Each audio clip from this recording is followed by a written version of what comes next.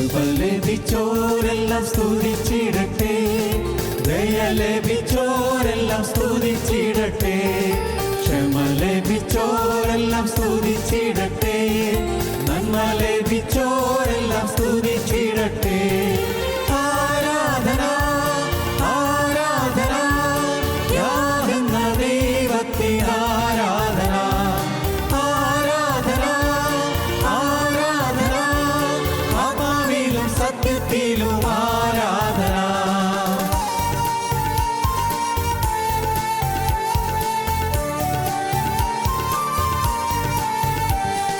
മമ്രയുടെ തോപ്പിലിറങ്ങി വന്ന അബ്രഹാമിൻ ദൈവത്തിന് ആരാധന. മമ്രയുടെ തോപ്പിലിറങ്ങി വന്ന അബ്രഹാമിൻ ദൈവത്തിന് ആരാധന. മോറിയാ മലയിൽ നിറഞ്ഞു നിന്ന ഇസഹാക്കിൻ ദൈവത്തിന് ആരാധന. മോറിയാ മലയിൽ നിറഞ്ഞു നിന്ന ഇസഹാക്കിൻ ദൈവത്തിന് ആരാധന. ആരാധന ആരാധന യാതെന്ന ദൈവത്തിന് ആരാധന.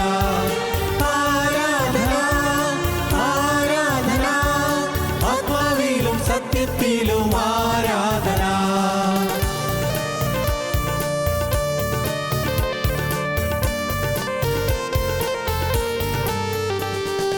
യാക്കോബെന്ന കടവിൽ ഇറങ്ങി വന്ന യാക്കോബിന്റെ ദൈവത്തിന് ആരാധന.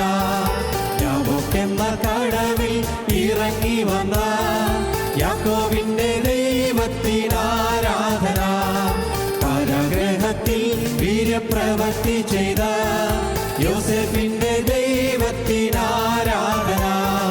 കാരാഗൃഹത്തിൽ വീര്യപ്രവൃത്തി ചെയ്ത യോസേഫിന്റെ ദൈവത്തിന് ആരാധന. ആരാധന ആരാധന യാതെന്ന ദൈവത്തിന് ആരാധന. ആരാധന ആരാധന ആത്മാവിലും സത്യത്തിലും ആരാധന.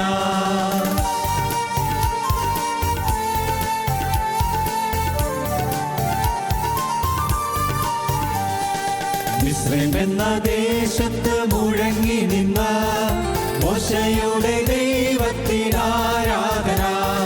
മിസ്രൈം എന്ന ദേശത്ത് മുഴങ്ങി നിന്ന മോശയുടെ ദൈവത്തിന് ആരാധന. മരുഭൂമിയിൽ മന്നദാനം നൽകിയ ഇസ്രായേലിൻ ദൈവത്തിന് ആരാധന. മരുഭൂമിയിൽ മന്നദാനം നൽകിയ ഇസ്രായേലിൻ ദൈവത്തിന് ആരാധന. ആരാധന ആരാധന യാതെന്ന ദൈവത്തിന് ആരാധന. ആരാധന ആരാധന ആത്മാവിലും സത്യത്തിലും ആരാധന.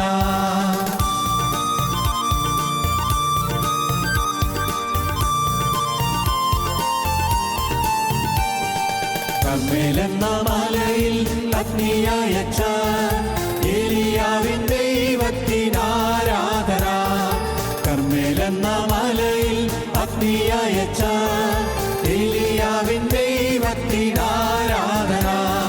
സിംഹത്തിന്റെ കുഴിയിൽ ഇറങ്ങി വന്ന ദാനിയേലിൻ ദൈവത്തിന് ആരാധന. സിംഹത്തിന്റെ കുഴിയിൽ ഇറങ്ങി വന്ന ദാനിയേലിൻ ദൈവത്തിന് ആരാധന. ആരാധന ആരാധന യാതെന്ന ദൈവത്തിന് ആരാധന. ആരാധന ആരാധന ആത്മാവിലും സത്യത്തിലും ആരാധന. ആരാധന ആരാധന യാതെന്ന ദൈവത്തിന് ആരാധന. ആരാധന ആരാധന ആത്മാവിലും സത്യത്തിലും ആരാധന. ഞങ്ങളും ക്രൂശിക്കപ്പെട്ട ക്രിസ്തുവിനെ പ്രസംഗിക്കുന്നു. ദൈവ തിരുനാമത്തിന് മഹത്വം ഉണ്ടാകട്ടെ. ഉൽപ്പത്തി പുസ്തകം 9-ാം അധ്യായം 8 മുതൽ 12 വരെയുള്ള വാക്യങ്ങൾ നമുക്ക് വായിക്കാം. ദൈവം പിന്നെയും നോഹയോടും അവൻ്റെ പുത്രിമാരോടും അരുളി ചെയ്തത്: ഞാൻ ഇതാ നിങ്ങളോടും നിങ്ങളുടെ സന്തതിയോടും ഭൂമിയിൽ നിങ്ങളോടുകൂടെയുള്ള പക്ഷികളും കന്നുകാലികളും കാട്ടുമൃഗങ്ങളുമായ സകല ജീവജന്തുക്കളോടും പെട്ടകത്തിൽ നിന്ന് പുറപ്പെട്ട സകലവുമായി ഭൂമിയിലെ സകല മൃഗങ്ങളോടും ഒരു നിയമം ചെയ്യുന്നു. ഇനി സകല ജഡവും ജലപ്രളയത്താൽ നശിക്കുകയില്ല. ഭൂമിയെ നശിപ്പിപ്പാൻ ഇനി ജലപ്രളയം ഉണ്ടാകുകയുമില്ല എന്ന് ഞാൻ നിങ്ങളോട് ഒരു നിയമം ചെയ്യുന്നു. ദൈവത്തിന് സ്തോത്രം. ഞാൻ നിങ്ങളോട് ഒരു നിയമം ചെയ്യുന്നു. ദൈവം ചെയ്യുന്ന നിയമം, ദൈവം പറയുന്ന വാക്ക്, ദൈവം തരുന്ന പ്രതിജ്ഞ, ദൈവം തരുന്ന വാക്ക്, ദൈവം തരുന്ന വാഗ്ദത്തം. ഞാൻ നിങ്ങളോടൊരു നിയമം ചെയ്യുന്നു, ഞാനൊരു പ്രതിജ്ഞ ചെയ്യുകയാണ്, നിങ്ങളോട് ഞാൻ വാക്ക് പറയുകയാണ്. നിത്യനായ ദൈവം തൻ്റെ വചനമനുസരിച്ച ദൈവദാസനോട്, നോഹയോട് ഒരു വാക്ക് പറയുന്നു, ഒരു നിയമം ചെയ്യുന്നു. ആ നിയമം മനുഷ്യജാതിയോടെല്ലാമുള്ള ഒരു നിയമമായി ദൈവം കൽപ്പിക്കുകയാണ്. മനുഷ്യനോടുള്ളതായ ദൈവത്തിൻ്റെ വ്യക്തമായൊരു വാഗ്ദത്തമായി ദൈവം കൽപ്പിക്കുകയാണ്. ഇന്ന് ഞാൻ നിങ്ങളോടൊരു നിയമം ചെയ്യുന്നു.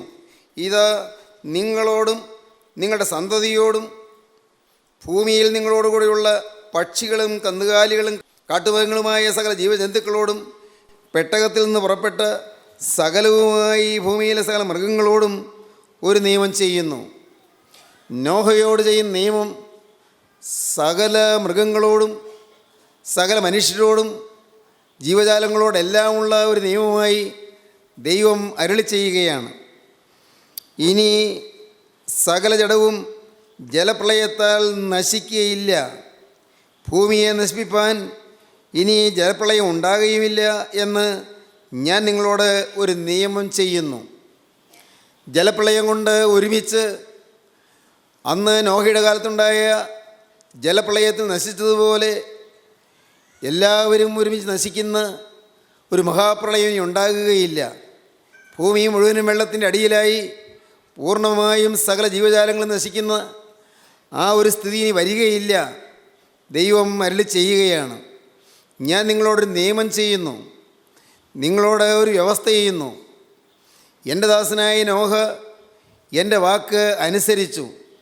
നോഹ എൻ്റെ വാക്ക് അനുസരിക്കുകയും നോഹ പെട്ടകം പണിയുകയും എൻ്റെ വാക്ക് എന്ത് സംഭവിക്കുമെന്ന് അറിയാതെ കാണാതെ വിശ്വസിച്ചുകൊണ്ട് അനുസരിച്ച് എൻ്റെ വചനത്തെ മാനിക്കുകയും ചെയ്തു.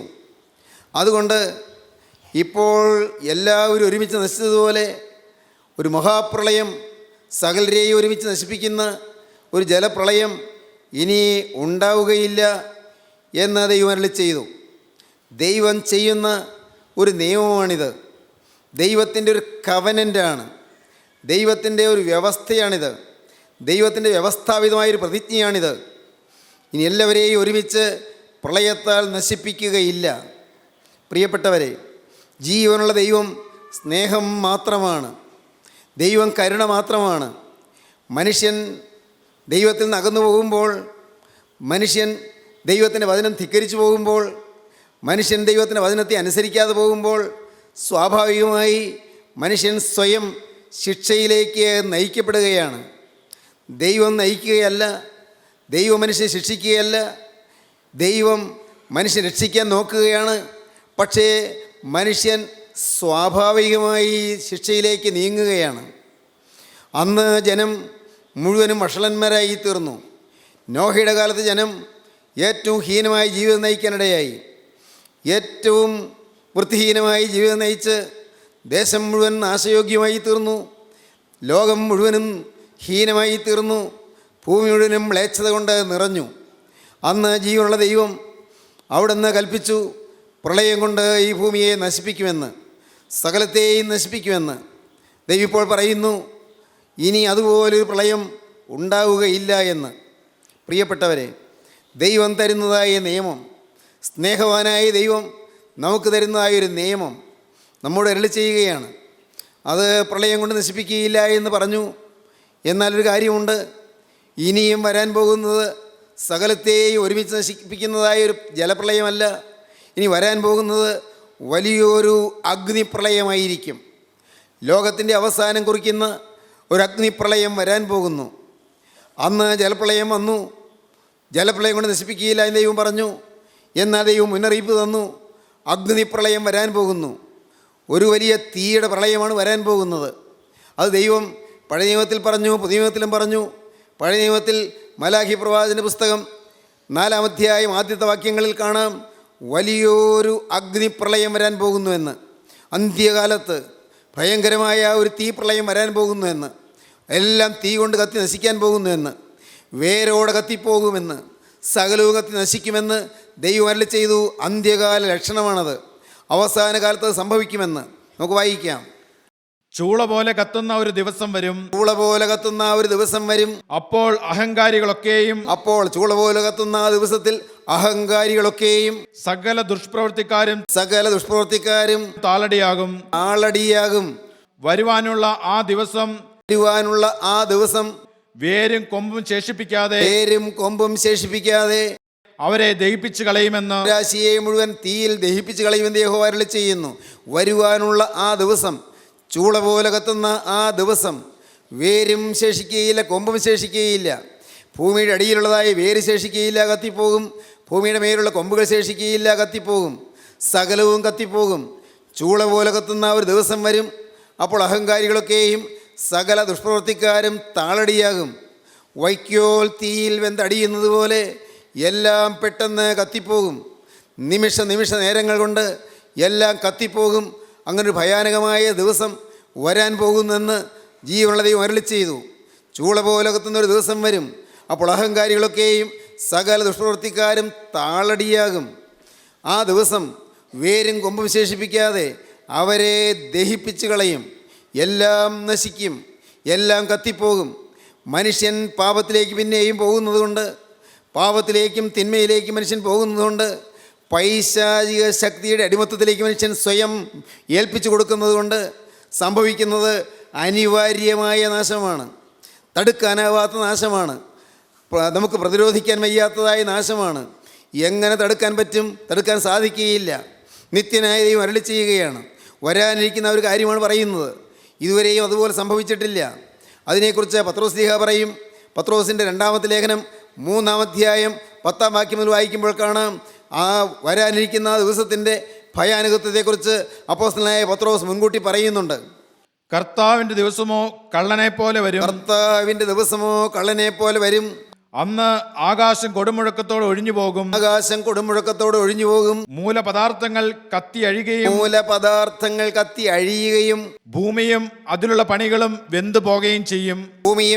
ഭൂമിയിലുള്ള പണികളും വെന്തുപോകുകയും ചെയ്യും. ഭൂമിയുടെ മേലുള്ള പണിപ്പാടുകൾ, കെട്ടിടങ്ങൾ എല്ലാം കത്തിപ്പോകും. ഭൂമിയും അതിലുള്ള പണികളും വെന്തുപോകും. ഭൂമിയിലുള്ളതെല്ലാം കത്തിപ്പോകും. ചൂള പോലെ കത്തുന്നൊരു ദിവസം വരുമെന്ന് മലാഖി പ്രവാചകൻ പറഞ്ഞത് തന്നെയാണ് ഇവിടെ പത്രോസ് ശ്ലീഹ പുതിയ നിയമത്തിൽ പറയുന്നത്. കർത്താവിൻ്റെ ദിവസമോ കള്ളനെ പോലെ വരും. ആകാശം കൊടും മുഴക്കത്തോട് ഒഴിഞ്ഞു പോകും. ഒരു വലിയ മുഴക്കമുണ്ടാകും. വലിയൊരു പൊട്ടിത്തെറി ഉണ്ടാകും. എന്തായിരിക്കും ആ പൊട്ടിത്തെറി നമുക്ക് അറിഞ്ഞുകൂടാ. ഏതെങ്കിലും ബോംബിൻ്റെ വിസ്ഫോടനമാണോ നമുക്ക് അറിഞ്ഞുകൂടാ. അതല്ല ഏതെങ്കിലും ഗ്രഹങ്ങൾ തമ്മിൽ കൂട്ടിയിടിക്കുന്നതാണോ നമുക്ക് അറിഞ്ഞുകൂടാ. എന്താണ് സംഭവിക്കുന്നത് അറിഞ്ഞുകൂടാ. ഭയങ്കരമായ ഒരു സംഭവമായിരിക്കും. ആകാശം കൊടും മുഴക്കത്തോട് ഒഴിഞ്ഞു പോകും. കൊടിയ മുഴക്കത്തോട് ഒഴിഞ്ഞു പോകും. ആകാശം കൊടും മുഴക്കത്തോട് ഒഴിഞ്ഞു പോകും. ഈ അന്തരീക്ഷം മുഴുവൻ കത്തുമെന്നാണ് പറയുന്നത്. ആകാശം, ഈ അന്തരീക്ഷം അത് മുഴുവൻ കത്തിപ്പോകും. ആകാശം കൊടും മുഴക്കത്തോട് ഒഴിഞ്ഞു പോകും.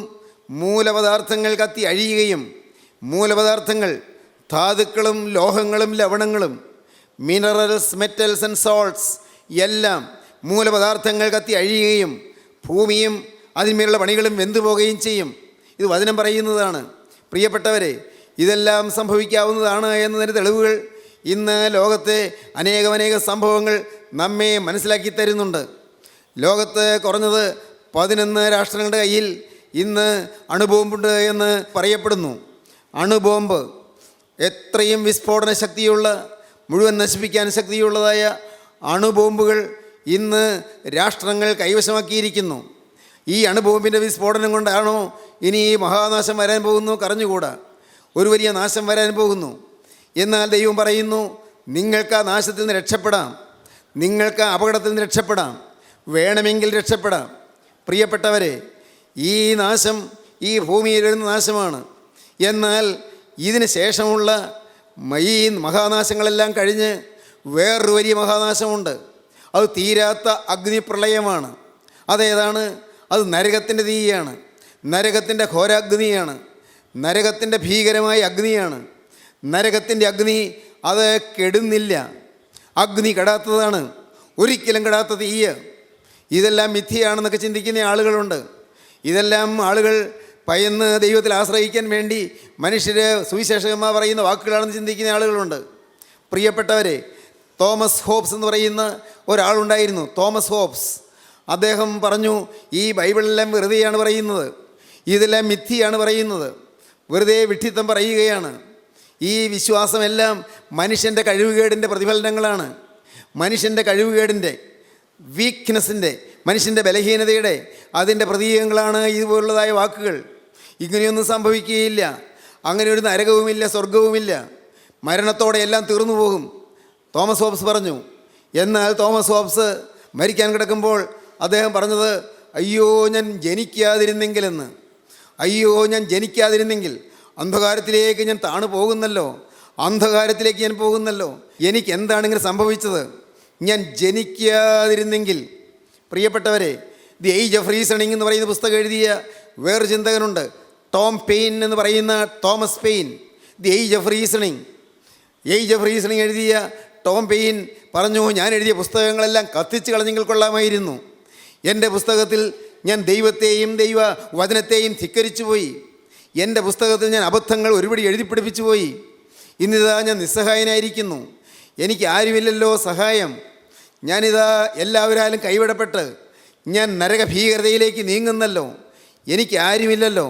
സങ്കടത്തോടെ തോമസ് പെയിൻ പറഞ്ഞ് അങ്ങനെയാണ് മരണത്തെ അഭിമുഖീകരിച്ചത്. പ്രിയപ്പെട്ടവരെ, തോമസ് പെയിൻ അങ്ങനെ പറഞ്ഞില്ലെങ്കിലും, തോമസ് ഹോബ്സ് അങ്ങനെ പറഞ്ഞില്ലെങ്കിലും, പ്രിയപ്പെട്ടവരെ, ജീവനുള്ള ദൈവം ഇന്ന് നമുക്ക് അറിയിപ്പ് തരുന്നു, ഒരു ഭീകരമായ അഗ്നിയുടെ കാലം വരുന്നുണ്ട്, വലിയൊരു തീപ്രളയം വരുന്നുണ്ട്, ഈ ഭൂമി തീയിൽ നശിക്കുന്ന അഗ്നിപ്രളയം വരുന്നുണ്ട്. അതിൽ പെടാതെ രക്ഷപ്പെടാൻ പറ്റും, അല്ല അതിന് ശേഷം പിന്നീട് ഇത് ഒരു നിത്യാഗ്നി വരുന്നുണ്ട്. ഈ അഗ്നിയിൽ നിന്നെല്ലാം രക്ഷപ്പെടാനൊരു വഴിയുണ്ട്, ഈ തീപ്രളയത്തിൽ നിന്നെല്ലാം രക്ഷപ്പെടാനൊരു വഴിയുണ്ട്. എന്താണ് അതിനുള്ള വഴി? ദൈവത്തിന് സ്തോത്രം. സഹോദരങ്ങളെ, ഒരിടത്ത് തീ കത്തുകയാണ്, ശക്തമായി തീ കത്തുകയാണ്, കാട്ടുതീയാണ്. കാട്ടുതീ പടർന്ന് കയറി വരികയാണ്. ഒരു പാവം മനുഷ്യൻ, അയാൾ ഓടി, തീ കണ്ട് ഭയന്ന് ഓടുകയാണ്. അയാളെ ദഹിപ്പിക്കും. അയാൾ നോക്കുമ്പോഴുണ്ട് പക്ഷികൾ ചിറക് കരിഞ്ഞ് വീഴുന്നു, നോക്കുമ്പോഴുണ്ട് മൃഗങ്ങൾ കത്തിച്ചാമ്പലാകുന്നു. അയാൾ ഓടുകയാണ്. പക്ഷേ നോക്കിയപ്പോൾ ഓടുന്നിടത്ത് അപ്പുറത്തും തീ നിൽക്കുകയാണ്, തീ വരികയാണ്, കാട്ടുതീയാണ്. എല്ലാ വശത്തും ചുറ്റി കാട്ടുതീ വരികയാണ്. എന്തു ചെയ്യും? അയ്യോ, ഈ തീയിൽ ജീവനോടെ വീഴുമല്ലോ, വെന്തു പോകുമല്ലോ. പെട്ടെന്നൊരു ബുദ്ധി തോന്നി. അയാളുടെ കയ്യിൽ തീപ്പെട്ടി ഉണ്ടായിരുന്നു, ഒരു പൊന്തക്കാട്. ആ പൊന്തക്കാട് അത് പുല്ലിൻ്റെ കാടാണ്. പുല്ല്, കരിഞ്ഞുണങ്ങിയ പുല്ല്, കുറേയേറെ സ്ഥലത്ത് കരിഞ്ഞുണങ്ങിയ പുല്ല്. ആ മനുഷ്യൻ ആ പുൽക്കാടിന് തീ കൊടുത്തു. പെട്ടെന്ന് ആളിക്കത്തി. ഒരു കരിക്കട്ടയുമില്ലല്ലോ, തീ പുല്ലല്ലേ, കരിക്കട്ടയൊന്നും ഉണ്ടായില്ല. പെട്ടെന്ന് ചാമ്പലായി, പെട്ടെന്ന് ചാരമായി തീർന്നു. ആ കത്തി കഴിഞ്ഞിടത്തേക്ക് ഈ മനുഷ്യൻ കയറി നിന്നു. കത്തി തീർന്നിടത്തേക്ക് ഈ മനുഷ്യൻ കയറി നിന്നു. ചുറ്റുപാടും എല്ലാം പക്ഷികളും മൃഗങ്ങളും വെന്ത് കരിയുന്നു. ചുറ്റുപാടുമെല്ലാം മരങ്ങൾ എല്ലാം കത്തി നിലം പതിക്കുന്നു. എന്നാൽ ഈ മനുഷ്യൻ നിൽക്കുന്നിടത്തേക്ക് കാട്ടുതീ വരുന്നില്ല. എന്തുകൊണ്ട്? ഇവിടം കത്തിക്കഴിഞ്ഞു. പ്രിയപ്പെട്ടവരെ, നിങ്ങൾക്ക് മനസ്സിലായോ? അവിടെ കത്തിക്കഴിഞ്ഞതുകൊണ്ട് ഇനി അങ്ങോട്ട് തീക്ക് വരാൻ സാധിക്കുകയില്ല. അവിടെ ഇനി കത്താനൊന്നുമില്ല. ദൈവത്തിന് സ്തോത്രം. രണ്ട് കാര്യങ്ങൾ നിങ്ങൾക്ക് പറയാം. കത്തി കഴിഞ്ഞിടത്തേക്ക് ഓടിക്കയറി നിൽക്കുക. കത്തിക്കഴിഞ്ഞൊരിടമുണ്ട്. അതേതാണെന്ന് ഞാൻ പറയാതെ നിങ്ങൾക്ക് അറിഞ്ഞുകൂടെ? ഏതാണ് ഈ കത്തിക്കഴിഞ്ഞ സ്ഥലം? കത്തിത്തീർന്നൊരു സ്ഥലമുണ്ട്. ഗോകുൽത്തായിലെ ദൈവോപത്തിയിൽ കത്തിയ കർത്താവായ യേശുവാണ്. ഗോകുൽത്തായിലെ ആ അഗ്നിയിൽ, ഗോകുൽത്തായിലെ ദൈവകോപത്തിലെ തീയിൽ കത്തിക്കഴിഞ്ഞ യേശുവിങ്കിലേക്ക് നാം കയറി നിന്നാൽ, യേശുവിൻ്റെ ആ തിരുഹൃദയത്തിലേക്ക് നാം പ്രവേശിച്ചാൽ, യേശുവിൻ്റെ കരങ്ങളിലേക്ക് നമ്മുടെ ജീവിതം ഏൽപ്പിച്ചാൽ, യേശുവിൻ്റെ കരവലയത്തിൽ നാം നിന്നാൽ, പ്രിയപ്പെട്ടവരെ, അവിടെ അഗ്നി അടുക്കുകയില്ല, അവിടെ തീ വരികയില്ല. അവിടെ കത്തിക്കഴിഞ്ഞിടമാണ്. ദൈവത്തിന് സ്തോത്രം. അതുമാത്രമല്ല, അതിനർത്ഥം യേശുവിൻ്റെ ആ തിരുഹൃദയത്തിലേക്ക് പ്രവേശിക്കുക എന്ന് പറഞ്ഞാൽ എന്താണ്? നമ്മുടെ ഓരോരുത്തരുടെയും ഹൃദയത്തിൽ തീ കത്തണം. ഇവിടെ കത്തേണ്ട തീ ഏതാണ്? ഇവിടെ കത്തുന്നൊരു തീയുണ്ട്. ആ തീയാണ് പരിശുദ്ധാത്മാവ്. ആ തീയാണ് അരൂപി. ആ തീയാണ് അരൂപിയായ ആത്മാവ്. ആ തീയാണ് കർത്താവായ യേശുവിൻ്റെ ആത്മാവ്. പരിശുദ്ധാത്മാവിന് തീ നമ്മുടെ ഉള്ളത്തിൽ കത്തണം. പരിശുദ്ധാത്മാവിന് തീ നമ്മുടെ ഉള്ളത്തിൽ കത്തുമ്പോൾ നമ്മുടെ ശരീര അവയവങ്ങൾ തീയുടെ ജ്വാലയായി മാറും. നമ്മുടെ കണ്ണ് തീജ്വാലയായി മാറും. നമ്മുടെ നാവ് തീ ജ്വാലയായി മാറും. നമ്മുടെ അവയവങ്ങൾ കൈകളും കാലുകളും തീയായി മാറും. നമ്മുടെ ശരീരം തീയായി മാറും. നമ്മുടെ ബുദ്ധിമണ്ഡലം തീയായി മാറും. നമ്മുടെ ഹൃദയം തീയായി മാറും. നമ്മുടെ വിചാരങ്ങളും വികാരങ്ങളും തീയായി മാറും. അശുദ്ധിക്ക് പിന്നെ ഇടമില്ലാതാകും. തിന്മ അങ്ങോട്ട് കയറാതാകും. അശുദ്ധി നമ്മെ സ്പർശിക്കാതാകും. തീയായി മാറുന്നൊരനുഭവം, തീ ജ്വലിക്കുന്നൊരനുഭവം, അഗ്നിയിൽ ജ്വലിക്കുന്നൊരനുഭവം, അഗ്നിയിൽ ജീവനുള്ള ദൈവത്തെ ആരാധിക്കുന്ന അനുഭവം, തീ ജ്വാലയുടെ സ്തുതിയായി നാം മാറുന്നൊരനുഭവം, അഗ്നിമയന്മാർ വിറയലോടെ ആരാധിക്കുന്നവനെ നമ്മുടെ ഹൃദയത്തിൽ കിട്ടുന്ന അനുഭവം. നമ്മുടെ ഹൃദയത്തിൽ തീ കിട്ടുകയാണ്. തീയായവൻ നമ്മുടെ ഹൃദയത്തിൽ പ്രവേശിക്കുകയാണ്. ആ തീയായി നാം മാറുമ്പോൾ തീപ്രളയത്തിൽ നാം വെന്തു പോകേണ്ടി വരികയില്ല. ഏത് തീപ്രളയം വന്നാലും നമ്മുടെ ഉള്ളിൽ അതിനേക്കാൾ കവിഞ്ഞ തീ കത്തുകയാണ്. ദൈവത്തിന് സ്തോത്രം. സൂര്യൻ്റെ പ്രകാശത്തെ കവിഞ്ഞൊരു വെളിച്ചമെന്ന് ശൗല പറയുന്നുണ്ട്, സാക്ഷ്യം പറയുന്നുണ്ട്. പൗലോസ്ലീഹ ശൗലായിരുന്നപ്പോൾ അന്ന് ചുറ്റും ഒരു വെളിച്ചം മിന്നി, വലിയൊരു വെളിച്ചം ചുറ്റും മിന്നി. ദൈവത്തിന് സ്തോത്രം. ആ വെളിച്ചം തീയായിരുന്നു. കണ്ണഞ്ചിപ്പോയി. ആ വെളിച്ചം സൂര്യൻ്റെ പ്രകാശത്തെ കവിഞ്ഞ ഒരു വെളിച്ചമായിരുന്നു. സൂര്യൻ്റെ പ്രകാശത്തെ കവിഞ്ഞ വെളിച്ചം 1000 കോടി സൂര്യന്മാർ ഒരുമിച്ച് ഉദിച്ചാൽ എങ്ങനെ അതുപോലത്തെ കണ്ണഞ്ചിക്കുന്നൊരു പ്രകാശം.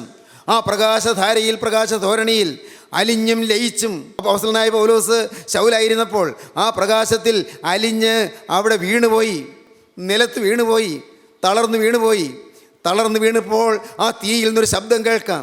ജ്വലിക്കുന്ന തീയുടെ നടുവിൽ നിന്നൊരു ശബ്ദം കേൾക്കാം. ഏതാണ് ആ ശബ്ദം? ദൈവത്തിന് സ്തോത്രം. ആ ശബ്ദം അത് ക്രിസ്തുവിൻ്റെ സ്വരമായിരുന്നു. തീയാകുന്ന ക്രിസ്തുവിൻ്റെ തീയാകുന്ന സ്വരം അപ്പോസ്തലന്റെ ചുറ്റും മിന്നി വിളങ്ങിക്കൊണ്ട് അപ്പോസ്തലന്റെ ഹൃദയത്തോട് സംസാരിച്ചു.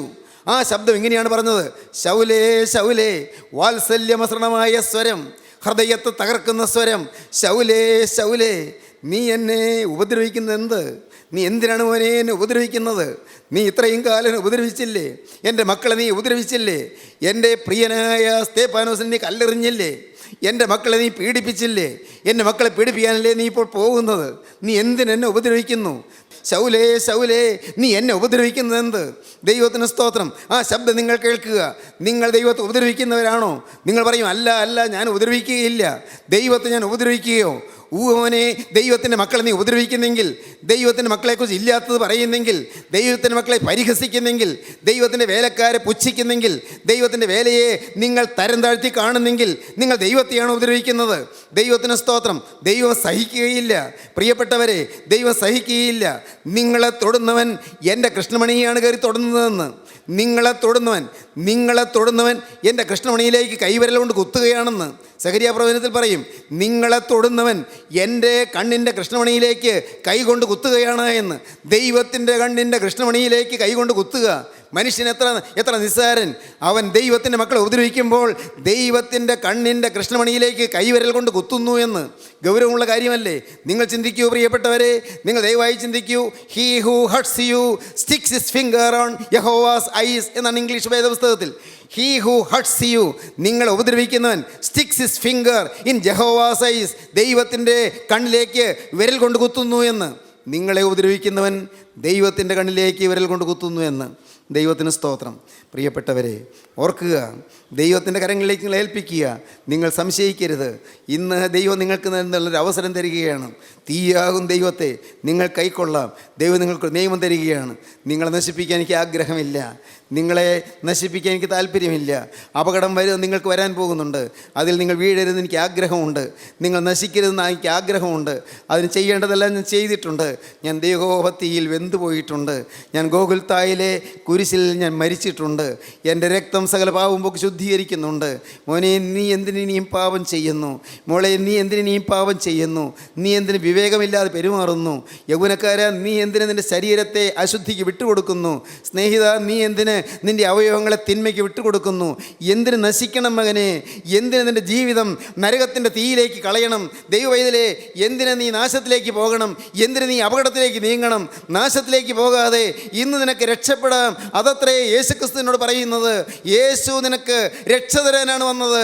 അവൻ ശിക്ഷിക്കാനല്ല വന്നത്, അവൻ നശിപ്പിക്കാനല്ല വന്നത്, അവൻ നിങ്ങളെ ഉപദ്രവിക്കാനല്ല വന്നത്, അവൻ നിങ്ങളെ ശപിക്കാനല്ല വന്നത്, അവൻ നിങ്ങളെ അനുഗ്രഹിക്കാനാണ് വന്നത്, അവൻ നിങ്ങൾക്ക് അനുഗ്രഹം പകരാനാണ് വന്നത്. നിങ്ങളുടെ മേൽ തൻ്റെ കൃപ പകരാനാണ് യേശു വന്നിരിക്കുന്നത്. നിങ്ങൾക്ക് തന്നെ സ്നേഹം തരാനാണ് യേശു വന്നിരിക്കുന്നത്. ആ കുറ്റമില്ലാത്ത രക്തം തിരുവിലാവ് തുറന്ന് ഒഴുകുകയാണ്. ആ കുറ്റമില്ലാത്ത രക്തം നിങ്ങളെ കഴുകാൻ ഒഴുകുകയാണ്, നിങ്ങളെ ശുദ്ധീകരിപ്പാൻ ഒഴുകുകയാണ്. കുറ്റമില്ലാത്തവൻ്റെ കുറ്റമില്ലാത്ത രക്തം, നിഷ്കളങ്കൻ്റെ നിഷ്കളങ്ക രക്തം ഇന്നിപ്പോൾ ഒഴുകുകയാണ്. ആ തിരക്തം നിങ്ങളെ സ്പർശിക്കുകയാണ്. ആ തിരക്തം തൊടുമ്പോൾ പാപക്കറകൾ കഴുകിപ്പോകും. ആ തിരക്തം സ്പർശിക്കുമ്പോൾ നിങ്ങളുടെ വേദനകൾ മാറിപ്പോകും. ആ തിരക്തം സ്പർശിക്കുമ്പോൾ നിങ്ങളുടെ രോഗങ്ങൾ മാറിപ്പോകും. ആ തിരക്തം സ്പർശിക്കുമ്പോൾ നിങ്ങളുടെ ജീവിതം പ്രകാശപൂരിതമായി തീരും. ആ തിരക്തം സ്പർശിക്കുമ്പോൾ നിങ്ങളുടെ ഭാവി ശോഭനമായി തീരും. ആ തിരക്തം നിങ്ങളെ അനുഗ്രഹീത ഭാവിയിലേക്ക് നയിക്കും. ആ തിരക്തം നിങ്ങൾ രൂപാന്തരപ്പെടുത്തും. ആ തിരക്തം നിങ്ങൾക്ക് കരുത്ത് തരും. ആ തിരക്തം നിങ്ങളെ ശക്തീകരിക്കും. ആ തിരക്തം നിങ്ങളെ രൂപാന്തരപ്പെടുത്തി നിങ്ങളെ അനുഗ്രഹിക്ക് സ്വർഗത്തിൻ്റെ അവകാശികളാക്കി മാറ്റും. വേണമോ നിങ്ങൾക്ക് യേശുവിനെ കൈക്കൊള്ളൂ, യേശുവിനെ സ്വീകരിക്കൂ, യേശുവിനായി ഉള്ളു തുറക്കൂ. യേശുവേ, എൻ്റെ ഹൃദയത്തിലേക്ക് എഴുന്നള്ളി വരണമേ. എൻ്റെ നിർജ്ജീവമായ ഹൃദയത്തിലേക്ക് തീയായ യേശുവേ, നീ എഴുന്നള്ളി വരണമേ. യേശുവേ, നിൻ്റെ നിയമം എനിക്ക് അനുഭവിപ്പാൻ എനിക്ക് നീ ഭാഗ്യം തരണമേ. യേശുവേ, എൻ്റെ ഹൃദയത്തിലേക്ക് നീ എഴുന്നള്ളി വന്ന് എന്നെ നീ തൊടണമേ, എന്നെ അനുഗ്രഹിക്കണമേ. നിങ്ങൾ പ്രാർത്ഥിക്കൂ, നിങ്ങളുടെ ഹൃദയം ക്രിസ്തുവിന് കൊടുക്കൂ. ഒരു പുതിയ ജീവിതം നിങ്ങൾ തുടങ്ങൂ. സാധിക്കും പ്രിയപ്പെട്ടവരെ, നിങ്ങൾക്ക് വേണമെങ്കിൽ സാധിക്കും. ആർക്കും സാധിക്കും. അതിന് വിദ്യാഭ്യാസം വേണമെന്നില്ല, അതിന് പഠിപ്പ് വേണമെന്നില്ല, അതിന് പാണ്ഡിത്യം വേണമെന്നില്ല. പ്രിയപ്പെട്ടവരെ, അതിന് കുടുംബമഹിമ വേണമെന്നില്ല, പാരമ്പര്യം വേണമെന്നില്ല. ഒന്നുമില്ല. നിരാശപ്പെടേണ്ട. നിങ്ങൾക്ക് ലോകപ്രകാരം ഒന്നുമില്ല. അധൈര്യപ്പെടേണ്ട. നിങ്ങൾക്കെല്ലാം തരുവാൻ, എല്ലാം ഉള്ളവരാക്കി മാറ്റുവാൻ, നിത്യജീവൻ്റെ ഉടയവൻ നിങ്ങളുടെ ഹൃദയത്തിലേക്ക് വന്ന് പുതുജീവിതത്തിൻ്റെ സൗഭാഗ്യം നിങ്ങൾക്ക് തരുവാൻ യേശു വന്ന് ഹൃദയവാതിക്കൽ മുട്ടുകയാണ്. ഈ സമയം നഷ്ടപ്പെടുത്താതെ യേശുവിൻ്റെ കരങ്ങളിലേക്ക് നിങ്ങളെ കൊടുക്കുവീൻ. പാവത്തോടെല്ലാം യാത്ര പറയുവീൻ. പുതിയ ജീവിതം ഇവിടെ തുടങ്ങുവീൻ. യേശുവിനായി ഉള്ളു തുറക്കുവീൻ. യേശുവിനോട് പറയുവീൻ, യേശുവേ, ഇന്നു മുതൽ ഞാനൊരു പുതിയ സൃഷ്ടി. പ്രാർത്ഥിക്കാം. സ്നേഹവാനെ, മഹാപരിശുദ്ധനായ ഞങ്ങളുടെ സ്വർഗീയ പിതാവേ, അനുഗ്രഹീതമായ ഈ നല്ല നിമിഷങ്ങൾക്കായി ഞങ്ങൾ ഇതിനെ സ്തുതിക്കുന്നു. അവിടെ നിങ്ങളുടെ കൂടെ തന്നെ ഉള്ളതിനാൽ ഞങ്ങൾ ഇതിനെ സ്തുതിക്കുന്നു. അവിടെ നിങ്ങളുടെ കൂടെ നടക്കുന്നതിനായി ഞങ്ങൾ ഇതിനെ സ്തുതിക്കുന്നു. അവിടുന്ന് ഞങ്ങളോട് ചേർന്ന് വസിക്കുന്നതിനായി ഞങ്ങൾ ഇതിനെ സ്തുതിക്കുന്നു. യേശുവേ, തീയായ യേശുവിനെ ഉൾക്കൊണ്ടുകൊണ്ട് തീയായി ഈ ഭൂമിയിൽ ജീവിപ്പാൻ ഞങ്ങൾക്ക് ഭാഗ്യം തരണമേ. പരിശുദ്ധാത്മാവിൻ്റെ തീയാൽ ഞങ്ങളെ നിറയ്ക്കണമേ. പരിശുദ്ധാത്മാവിൻ്റെ അഭിഷേകത്താൽ ഞങ്ങളെ അനുഗ്രഹിക്കണമേ. എല്ലാവരെയും വാഴ്ത്തണമേ, എല്ലാവരെയും അനുഗ്രഹിക്കണമേ, എല്ലാവരെയും കൃപയിൽ പൊതിയണമേ. അവിടുത്തെ രണ്ടാമത്തെ ഒരു വേണ്ടി എല്ലാവരെയും ഒരുക്കണമേ. യേശുനാഥൻ്റെ അൻപേറിയ നാമത്തിൽ പ്രാർത്ഥിക്കുന്ന പിതാവേ, കൃപയോടെ കേൾക്കുമാറാകണമേ. ആമീൻ.